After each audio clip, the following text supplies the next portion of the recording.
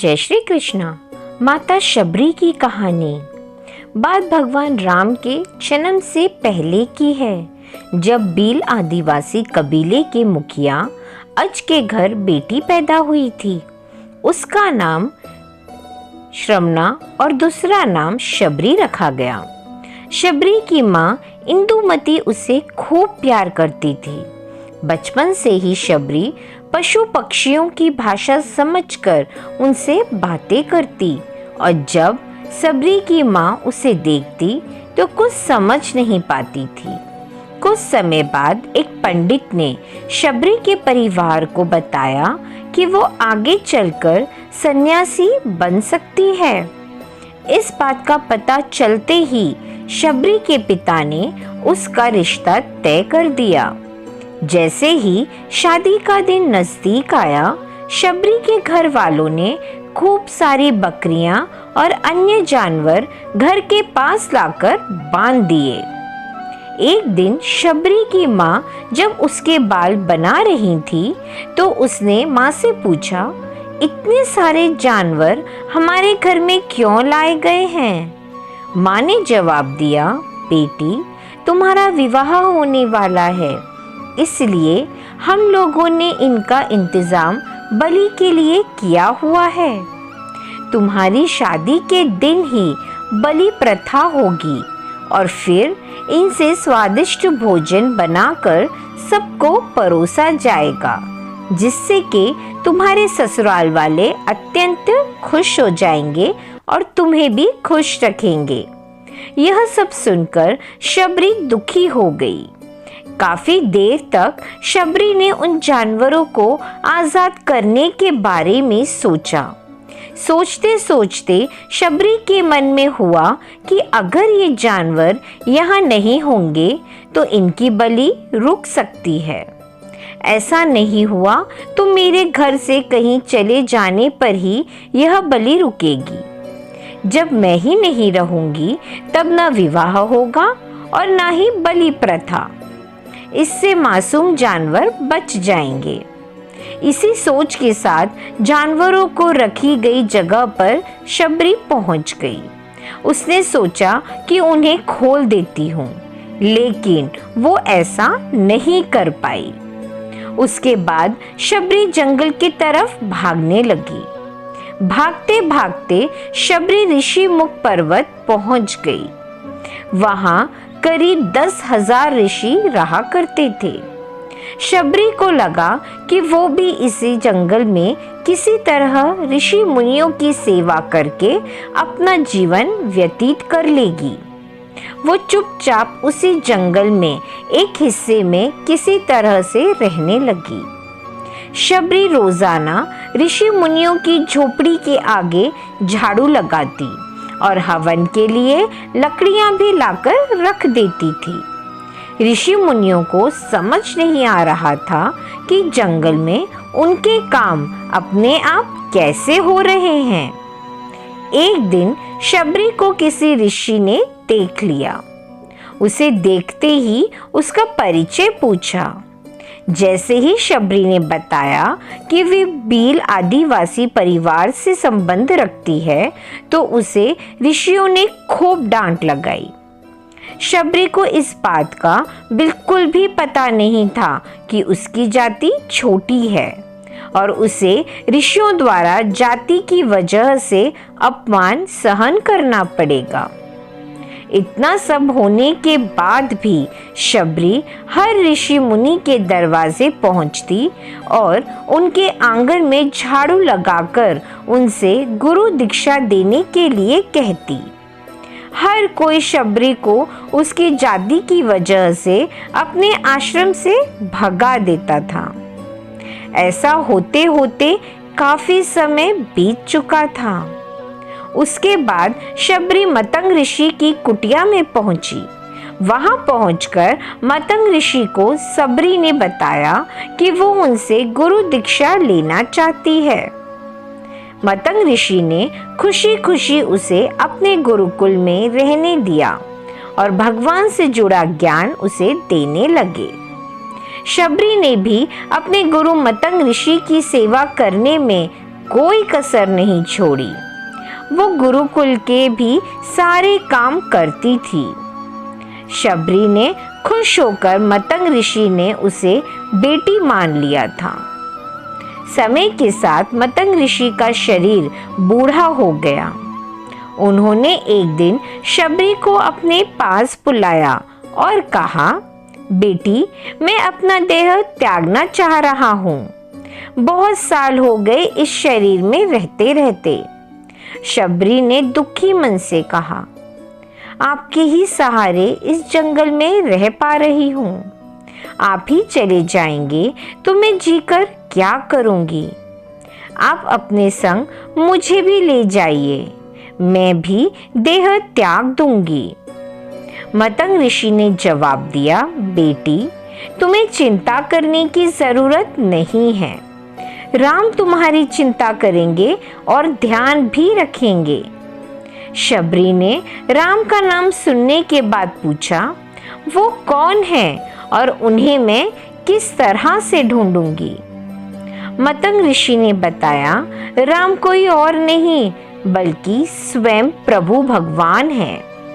वो तुम्हें सारे अच्छे कर्मों का फल अवश्य ही देंगे। तुम्हें उन्हें ढूंढने की कोई जरूरत नहीं है। वो एक दिन खुद तुम्हें खोजते हुए इस कुटिया में आएंगे और तुम्हें उनके हाथों ही मोक्ष की प्राप्ति भी होगी। तब तक तुम इसी आश्रम में आराम से रहो। इतना कहते ही मतंग ऋषि ने अपना शरीर त्याग दिया। शबरी के मन में मतंग ऋषि के जाने के बाद से एक ही बात थी कि भगवान राम स्वयं उससे मिलने आएंगे, किंतु कब आएंगे। वो रोज भगवान राम से मिलने के लिए बाग से अच्छे अच्छे फूल लाकर पूजा आश्रम में सजाती और भगवान के लिए बेर तोड़कर लाती। भगवान के लिए बेर चुनते हुए शबरी उन्हें चख लेती थी ताकि भगवान को केवल मीठे बेर ही दे। रोजाना शबरी इसी तरह भगवान के दर्शन की आस में फूल और बेर इकट्ठा करती रहती थी। इसी तरह इंतजार में कई साल बीत गए। शबरी का शरीर एकदम वृद्ध हो गया। एक दिन आश्रम के पास के ही तालाब में शबरी पानी लेने के लिए गई। तभी पास के ही एक ऋषि ने उसे अछूत कहते हुए वहां से भागने के लिए कहा और एक पत्थर मार दिया।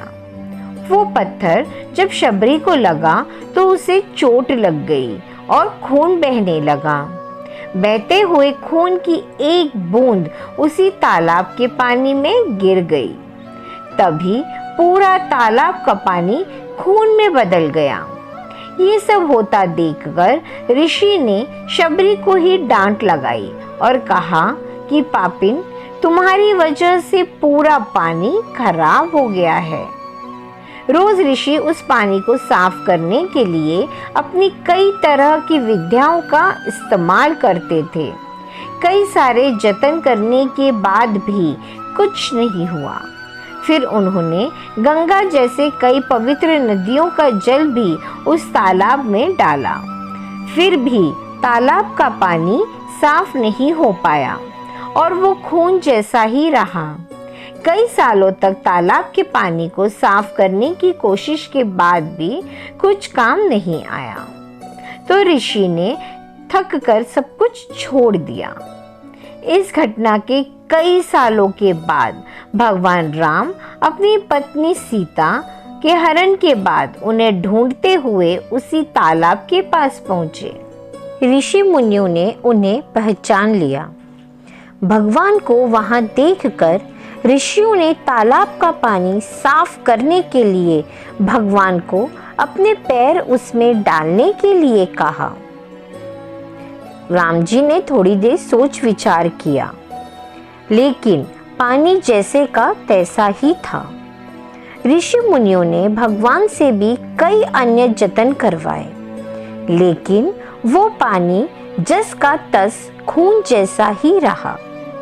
तब भगवान ने ऋषियों से पानी के रक्त में बदलने की कहानी पूछी। तब ऋषि ने शबरी को पत्थर मारने वाली सारी बात बता दी। उसके बाद कहा कि वो महिला ही अपवित्र है, छोटी जात की है, इसलिए ये सब कुछ हुआ है।